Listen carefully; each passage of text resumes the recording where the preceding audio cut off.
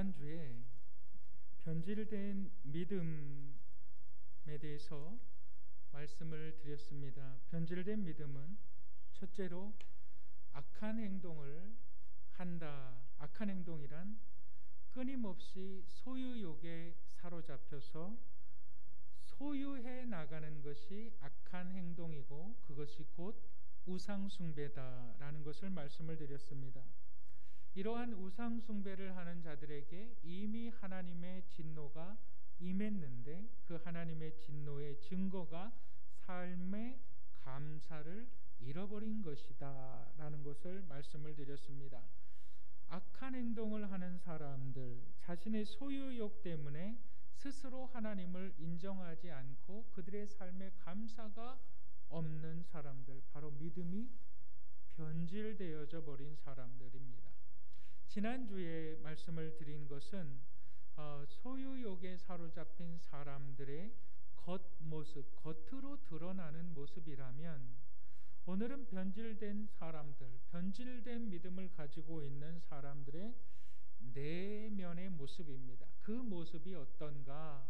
그 모습을 한마디로 정의하면 내 마음이 병이 들었다라는 겁니다. 오늘 저와 여러분들이 함께 나눌 말씀의 제목은 마음이 병든 사람들입니다. 우리 한번 따라 하실까요? 마음이 병든 사람들. 네, 오늘 증거되어지는 말씀을 통해서 자신의 마음을 진단하시고 하나님의 말씀으로 인해서 치유받고 회복되어지는 시간이 되시기를 주님의 이름으로 축복합니다. 마음이 병든 사람들에서 우리가 기억해야 하는 첫 번째가 있는데, 부끄러운 행동을 부끄럽지 않게 한다. 한번 따라 하시겠습니다. 부끄러운 행동을 부끄럽지 않게 한다. 네, 우리 한번 로마서 1장 26절 한번 다 같이 읽어보겠습니다. 시작.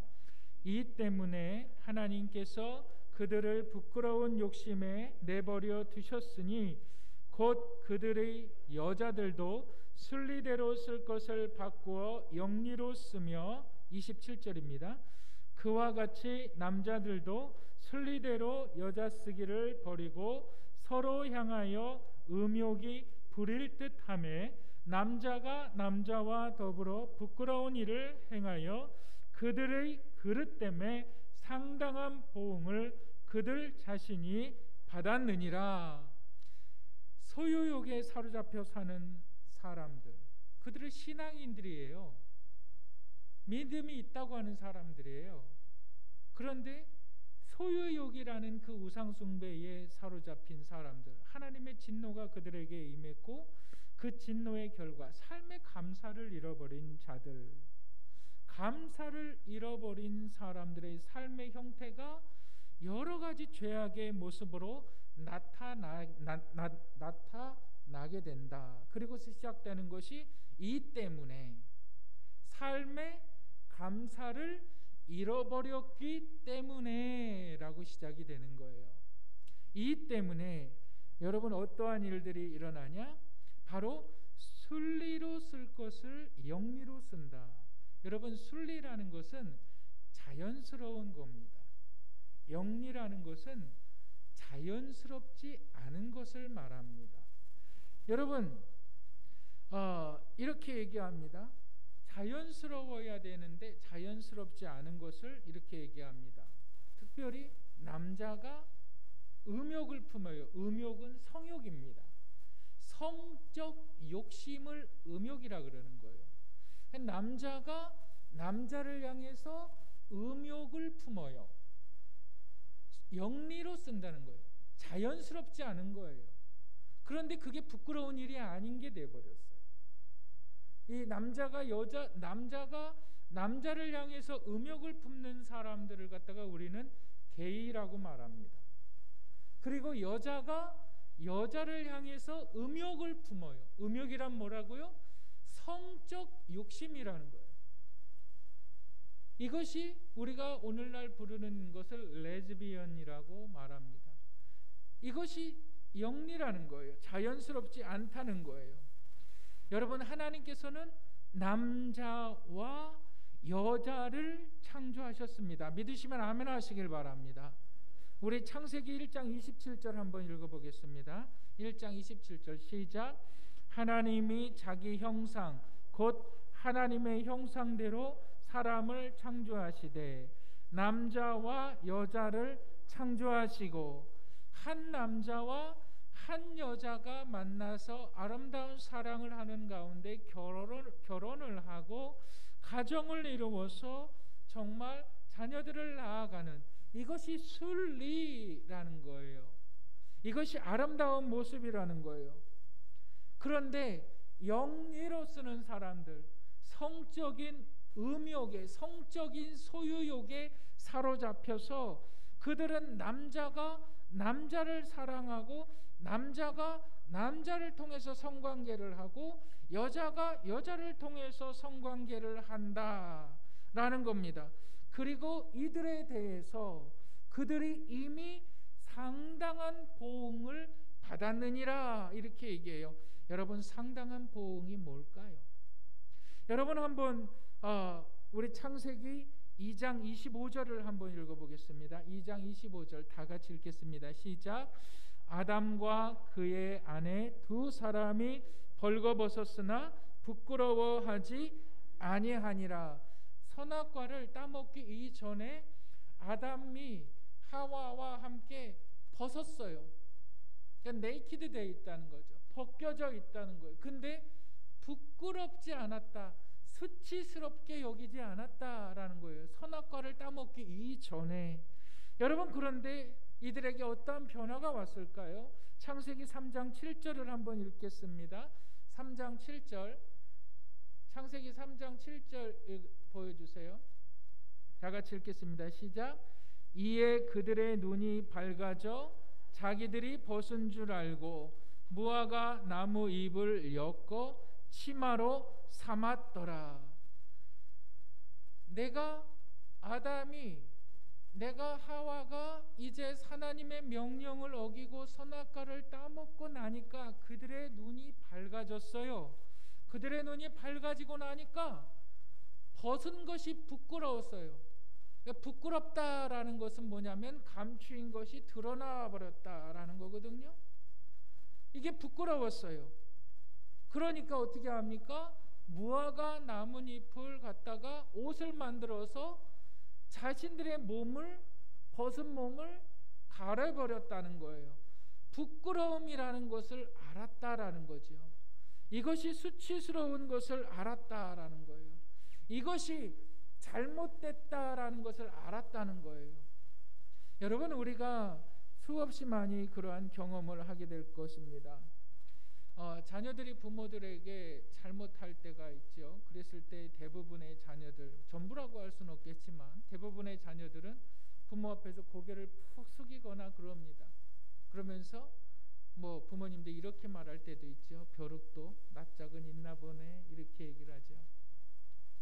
여러분, 부끄러움이라는 것은 내가 잘못됐구나, 내가 잘못된 행동을 했구나, 그것을 아는 겁니다. 그런데 소유욕에서 사로잡혀 사는 사람들, 온갖 음욕이 불타 있는 사람들, 여러분, 특별히 감사가 없는 사람들, 남자가 남자와 성행위를 하고 여자가 여자와 더불어 성행위를 하는 것이 부끄럽지 않게 된 사람들, 부끄럽지 않게 된 것이 상당한 보응이다. 이것이 하나님의 진노다 이거예요. 왜 그럴까요? 여러분, 이것이 그 이유가 뭘까요?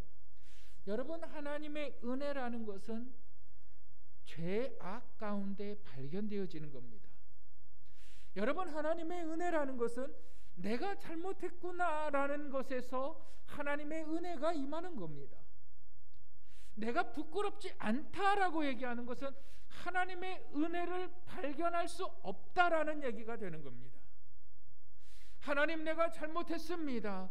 하나님, 내가 순리대로 살아야 되는데, 내가 믿음대로 살아야 되는데 믿음대로 살지 못했습니다. 하나님, 내가 잘못했습니다 라고 할 때에 하나님의 치유하심과 하나님의 회복하심이 있다는 것입니다. 그런데 중요한 것은 이 부끄러움이 사라져 버렸어요. 하나님의 은혜를 구할 수가 없어요. 왜 그렇습니까? 이제는 부끄러운 행동을 하도 많이 하다 보니까 그것이 습관이 되고 그것이 내 인격이 되어버린 거예요. 여러분 혹시 그 서울의 큐어 축제라는 것을 보셨습니까? 인터넷에서 한번 보신 적들이 있으실 텐데, 남자가 여자가 거의 나체의 모습으로 돌아다니죠. 부끄럽지 않아요. 내가 뭘 잘못됐느냐, 내 성의 정체성에 있어서 무엇이 잘못됐느냐 얘기해요. 그들이 그렇게 얘기하는 것은 잠시 접어두더라도 성경을 믿는 우리들은 하나님께서 우리들의 생각과 판단과 기준이 되시는 그 말씀은 뭐라 그러느냐? 그들이 순리대로 쓸 것을 영리로 쓴다. 마음이 병든 사람들은 어떻게 어떠한 삶을 살아가고 있는가? 부끄러운 행동을 부끄럽지 않게 여긴다. 그러니까 하나님의 은혜를 구하려고 해도 구해지지가 않는 거예요. 내가 잘못한 게 없는데요. 내가 잘못한 게 없는데 무슨 하나님의 은혜와 치유가 필요합니까? 그게 심각한 마음의 병이라는 거예요. 내가 도대체 뭘 잘못했냐 이렇게 말해요. 여러분, 하나님의 은혜는 죄를 깨닫는 것입니다. 죄를 깨달아야 하나님의 은혜가 임한다는 사실을 여러분들 믿으시기를 주님의 이름으로 축복합니다. 내 삶에 죄가 많을수록 우리는 죽을 때까지 죄를 지으며 살아갑니다. 죽을 때까지 우리는 죄를 짓습니다. 여러분, 구원받았다고 해서 하나님의 자녀가 되었다고 해서 여러분 죄를 안 짓는다? 여러분 그런 착각하지 마시길 바랍니다. 우리는 우리가 알지 못하는 수많은 죄악의 영향 아래, 죄악의 권세 아래 살아가고 있습니다. 그런데 하나님의 은혜는 그것이 죄악이라는 사실을 내가 깨닫는 것이고, 그래서 하나님 앞에 하나님의 은혜를 구하는 그것, 그게 성도들의 모습입니다. 마음이 병든 사람들, 죄가 죄인 줄 몰라요. 여러분들의 마음이 병들어 있지는 않습니까? 여러분들의 마음은 병들어 있지 않습니까? 부끄러운 일을 행하고도 부끄럽지 않게 여기고 있지는 않습니까? 여러분들의 자신을 돌아보시기를 주님의 이름으로 축복합니다. 두 번째로 마음이 병든 사람들이 기억해야만 할 것이 있는데, 우리 한번 따라 하시겠습니다. 인생을 막 산다. 네, 우리 한번 다시 한번 크게 따라 하실까요? 인생을 막 산다. 여러분, 망난이라는 말 아십니까? 망난이라는 말의 뜻은 말과 행동을 자기 하고 싶은 대로 하는 사람을 망난이라 그러고, 망난이는 인생을 막 사는 사람들이라고 말을 합니다. 여러분, 마음이 심각하게 병든 사람들은 인생을 막 삽니다. 그런데 그것이 하나님의 보응이라는 거예요. 우리 한번 로마서 1장 28절을 읽어보겠습니다. 로마서 1장 28절 다 같이 읽겠습니다. 시작. 또한 그들이 마음에 하나님 두기를 싫어하매 하나님께서 그들을 그 상실한 마음대로 내버려 두사 합당하지 못한 일을 하게 하셨으니. 부끄러운 것이 부끄럽지 않게 여겨지는 사람들, 죄가 죄인 줄 모르는 사람들, 오직 자신의 소유욕에만 사로잡혀서 삶에 감사가 없는 사람들, 그들의 마음에 하나님 두기를 싫어한다. 하나님이 안 계시다라는 것이 절대 아니라 스스로 하나님을 없이 여긴다, 하나님을 안 계시다라고 생각하며 살아간다는 겁니다. 여러분, 여기에 심각한 문제가 있습니다. 이들을 향하여서, 하나님 두기를 싫어하는 사람들을 향하여서 하나님께서 어떻게 합니까? 그 상실한 마음대로 내버려 두사 막 살아라, 막 살게 하셨다는 거예요. 막 살아라. 여러분, 상실한 마음이라는 것은 자신의 가치가 땅바닥에 떨어졌다, 이걸 상실이라 말하죠. 자신의 삶에 품위가 없어졌다. 나이를 들수록 품위가 있어야 되는데 품위가 없어. 여러분, 품위라는 것이 얼마나 귀한 줄 아십니까? 삶에 굉장히 소중한 것이 품위라는 거예요. 이것이 없어요. 여러분, 우리의 삶이 참으로 소중한 사람들이라는 것을 여러분들 믿으십니까? 믿으시는 분은 아멘 하시길 바랍니다. 내 삶이 정말 소중한 것은 나는 한 번밖에 인생을 살아가지 못합니다. 생물학자들이 대부분 얘기하는 것이 뭐냐면, 내가 존재하는 것만으로도 나는 기적이다. 여러분, 정자가 난자와 결합을 할 때, 여러분, 여자와 남자의 성관계를 통해서 정자가 1억 개 이상이 배출이 되죠, 남자 몸에서. 그런데 1억 개 이상의 정자 중에서 난자와 결합할 수 있는 정자는 딱 하나입니다. 그렇게 해서 배란기 때에 이 난자와 정자가 결합을 해서 여자의 몸에, 자궁에 착상을 합니다. 그리고 40주라는 시간이 걸러가면서 눈이 생겨나고, 손이 생겨나고, 발이 생겨나고, 그 아이가, 갓난아이가 세상에 태어나기 그때까지 수없이 많은 신비한 일들을 경험합니다. 1억 분의 1. 여러분, 서울대 아주 좋은 학과 뭐 한 20대 1 정도, 30대 1 정도 되지 않습니까? 여러분들 1억 대 1의 경쟁률을 뚫고 존재하는 거예요. 내 자신이 얼마나 소중한 존재인지. 근데 우리는 우리의 가치를 자꾸 외부적인 요건에서 찾는 거예요. 아, 나는 가난한 부모 만나서 나는 소중하지도 않다. 아, 나는 못 배워서 나는 소중하지도 않다. 나는 외모가 잘나지도 않아서 나는 소중하지도 않다. 나는 병들어서 나는 소중하지도 않다. 마음이 병든 사람들의 특징은 자신의 존재의 가치를 잃어버린 거예요.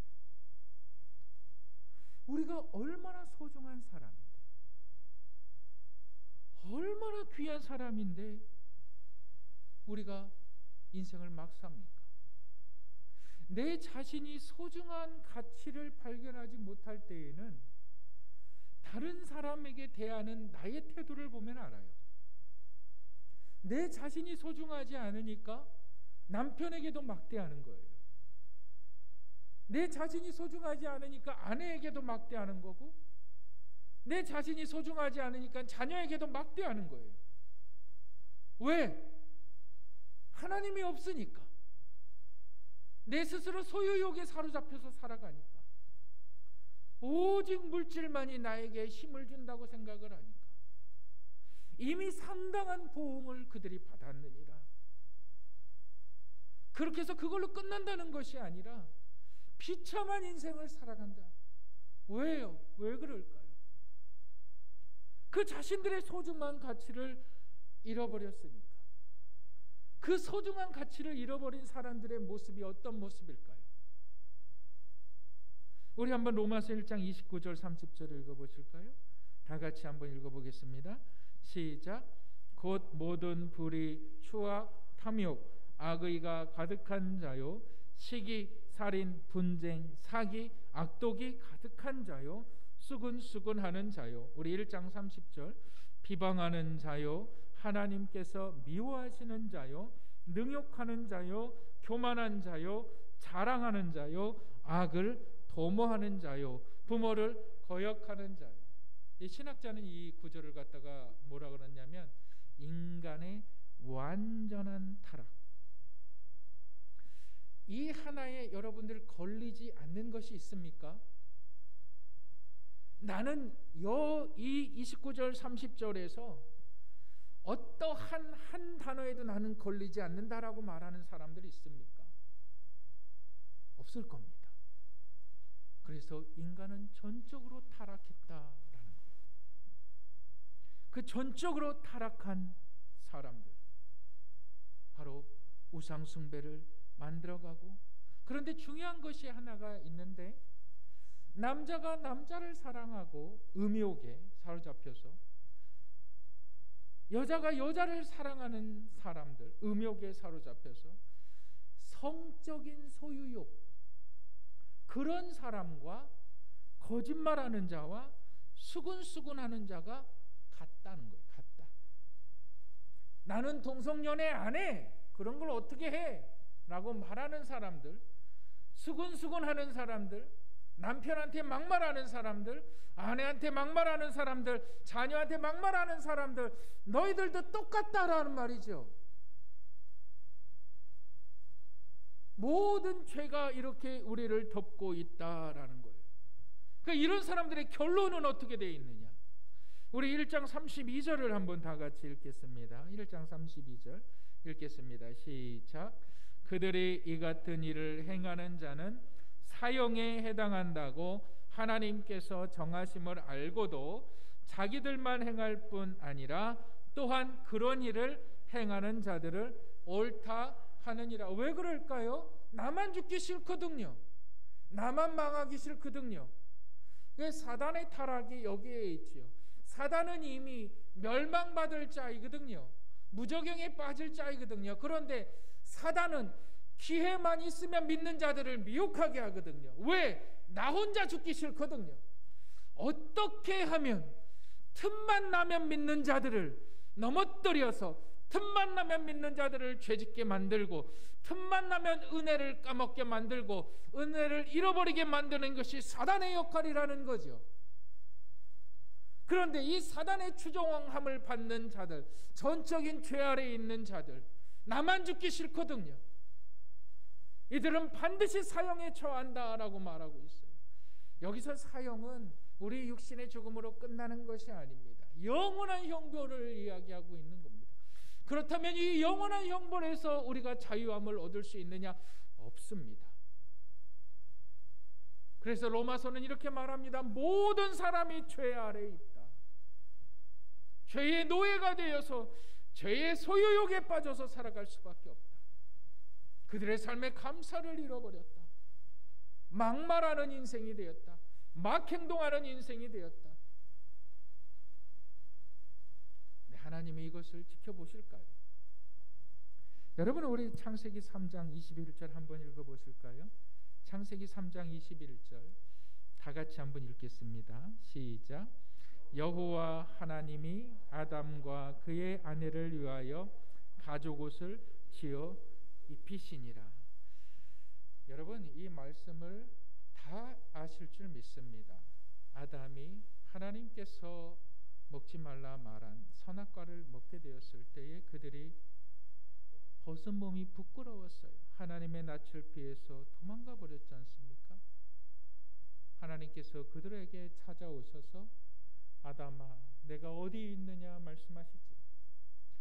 그리고 가죽옷을 지어 입히셨느니라. 여러분, 가죽옷을 지어 입혔다라는 것이 뭘 말합니까? 가죽은 동물의 옷이지요. 동물의 껍데기잖아요. 아담의 죄 때문에, 하와의 죄 때문에 아무 죄가 없는 짐승을 하나님께서 죽이셔서 무화과 잎으로는 동풍에 의해서 말라 비틀어져서 다 없어질 수밖에 없는 그 나뭇잎의 옷을 하나님께서 던져버리시고 말라지지 아니하는 가죽의 옷을 아담과 하와에게 입히셨다. 이것이 하나님의 은혜라는 겁니다. 여러분 보세요. 여러분 잘 생각해 보세요. 죄는 아담이 지었는데 왜 죽는 건 엄한 짐승이 죽어야만 했습니까? 죄는 아담이 지었습니다. 근데 왜 다른 짐승이 죽어야만 합니까? 이사야서 53장은 이렇게 얘기하고 있습니다. 예수 그리스도 그가 오실 때에 그는 우리의 슬픔을 당하고 우리의 무거운 짐을 짊어지고 마치 도살장에 끌려가는 짐승과 같이 그는 아무 소리도 없이 그의 생명을, 그의 모든 것을 내어 주셨도다. 여러분, 이 창세기의 말씀을 여러분 누구를 향하여서 기록하고 있느냐? 예수 그리스도요. 그분이 우리의 은혜가 되시고 구원자가 되시는 이유가 여기에 있는 겁니다. 그런데 중요한 것은 내가 하나님 앞에 부끄러워할 때에 하나님이 가죽 옷을 지어 입히신다는 거예요. 내가 하나님 앞에 부끄러워할 때에, 내가 하나님 앞에 수치스러워할 때에, 하나님 내가 잘못했다고 말할 때에 하나님의 가죽 옷이 나를 덮는다는 거예요. 죄는 없어질 수가 없습니다. 그런데 죄는 하나님 안에서 덮여지는 것이고 그것이 은혜이다. 마음이 병든 사람들, 은혜를 알지 못해요. 자신의 존재 가치의 소중함을 알지 못해요. 한번 그림 한번 보여주시겠어요? 그저께 이틀 전에 중앙일보에서 저분이 김형석 연세대 석좌 교수인데 이분이 100세를 넘어 살고 있죠. 다 여러분들 보신 분들도 계실 거예요. 근데 이분이 이런 말씀을 하세요. 중앙일보와 인터뷰를 했어요. 100세를 살아보니까 이제 행복이 뭔지 알겠다. 이런 말을 해요. 기자가 질문하는 내용을 제가 그대로 읽어드리겠습니다.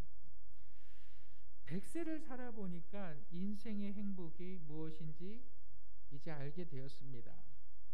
이렇게 말합니다. 지금껏 살아보니까 아무리 행복해지고 싶어도 행복해지기 힘든 사람들이 있습니다. 기자가 묻습니다. 그들이 누굽니까? 크게 보면 두 부류입니다. 우선은 정신적 가치를 모르는 사람들. 다시 얘기해 볼까요? 자신의 소중함을 모르는 사람들. 이들이 왜 불행합니까? 물질적 가치가 행복을 가져다 주지 않는데, 예를 들어서 복권에 당첨된 사람이 있는데 그 사람이 과연 행복할까? 그렇지 않다라는 거예요. 정신적 가치를 모르는 사람은 많은 물건들을 소유하게 되면 될수록 불행해지더라. 그리고 또 이렇게 기자가 묻습니다. 돈이나 권력 혹은 명예를 쫓는 사람도 많은데 그들은 거기서 행복을 찾지 않습니까? 그러니까 김영석 교수가 이렇게 말합니다. 솔직히 거기서 행복을 찾기는 매우 어렵습니다. 왜 그렇습니까? 거기에는 만족이 없기 때문입니다. 돈과 권력, 명예욕은 기본적으로 소유욕입니다. 가지면 가질수록 더욱 목이 마르다. 가지면 가질수록 더 배가 고픕니다. 그래서 항상 허기진 채로 살아가야 합니다. 이건 설교가 아니라 인터뷰 내용 그대로 읽어드리는 거예요. 그리고 이분이 이렇게 얘기해요. 기자가 묻습니다. 그러면 행복하려면 꼭 필요한 것이 뭡니까? 김영석 교수가 얘기하는데 그것은 만족입니다. 만족을 알려면 어떻게 해야 합니까? 자신의 소중함을 아는 사람은 만족합니다. 이렇게 얘기해요. 정신적 가치가 있는 사람은 만족합니다. 그리고 그런 사람들이 행복한 삶을 살아가는 것을 보았습니다. 정신적 가치를 모르는 사람이 돈과 명예, 재산이나 권력을 거머쥘 때도 있습니다. 그런데 결국은 불행해지더군요. 백살을 살아보니까 명예와 재산으로 인해 오히려 불행해지고 말더군요. 지금 우리 주변에는 그러한 사람들이 참 많습니다. 이틀 전, 오늘이 주일이니까 토요일, 금요일 중앙일보 인터넷에서 김영석 교수 한번 쳐보세요. 이 사람이 뭐라고 얘기하나? 하나님의 은혜는 덮는 것입니다. 여러분, 내 생명이 얼마나 소중한 것은 우리의 본질적인 자신을 관찰해봐도 소중하지만 정말 소중한 것은 하나님의 은혜가 나 같은 죄악된 인생을 덮고 있다라는 사실입니다. 하나님의 은혜가 나 같은 죄인의 인생을 덮고 있습니다. 막 살아서 안 됩니다. 사람들에게 막 대해서도 안 됩니다. 내가 얼마나 소중한 존재이기에 예수 그리스도께서 그 생명을 내어주셨는지, 내가 얼마나 소중한 존재이기에 예수 그리스도께서, 하나님의 아들이신 예수 그리스도께서 우리의 죄악을 그의 피로 덮으셨는지, 여러분, 그렇게 소중한 존재입니다. 막 살아서 되지 않습니다. 절대 안 됩니다. 여러분들 하루하루의 삶이 정말 감사와 행복이 넘치는 삶을 살아가셔야만 합니다. 언제요? 내 죄가 깨달아질 때, 내 죄가 보여질 때. 하나님, 내가 감사를 잃어버렸습니다. 하나님, 내가 부끄러운 짓들을 많이 했습니다. 하나님의 보좌 앞에 나아가오니 다시 한번 주의 보혈로 나를 덮어주시옵소서. 하나님, 내가 사람들의 마음을 아프게 한 적이 너무나도 많이 있습니다.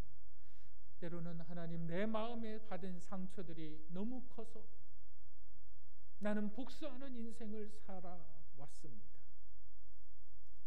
하나님, 나는 하나님의 것을 도적질했습니다.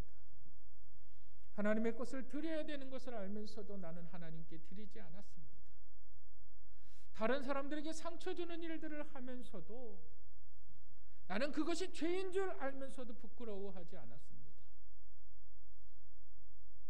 여러분들이 회개하신다면 그 회개 가운데 하나님의 은혜가 여러분들 가운데 임하실 것입니다.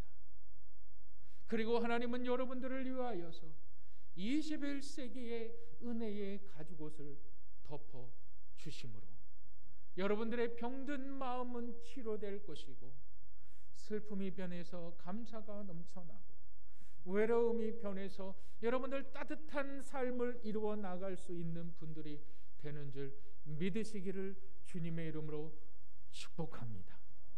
하나님의 은혜의 보좌 앞에 나아가셔서 잘못된 것을 바로 잡으시고 하나님의 은혜 가운데 다시 한번 회복의 은혜를 경험하시기를 주님의 이름으로 축복합니다.